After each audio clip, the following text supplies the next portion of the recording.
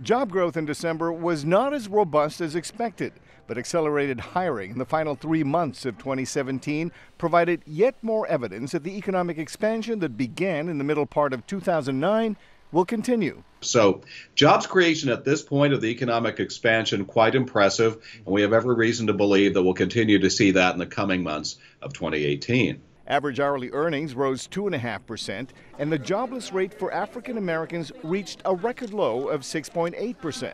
Professional recruiting agencies say the numbers would be more impressive if not for the growing mismatch in the skills employers need versus the skills American workers have.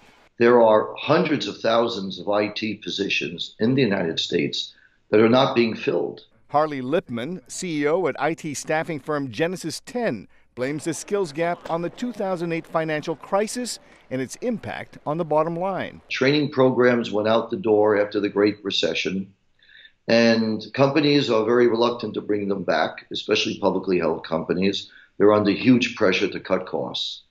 So this is something that is being overlooked and will have to be addressed one way or another. Lipman says the search to find adequately trained workers is bound to grow more acute as the labor pool shrinks. He says one solution is for lawmakers to create incentives to train workers, but other factors could derail the hiring momentum, including political uncertainty. As the year proceeds, I think financial markets and indeed businesses will be more focused on the risks associated with the midterm elections, and that could create some headwinds for the U.S. economy. A mitigating factor could be the implementation of the Trump administration's tax cuts, which some analysts say could spur investments, job creation, and increase consumer spending.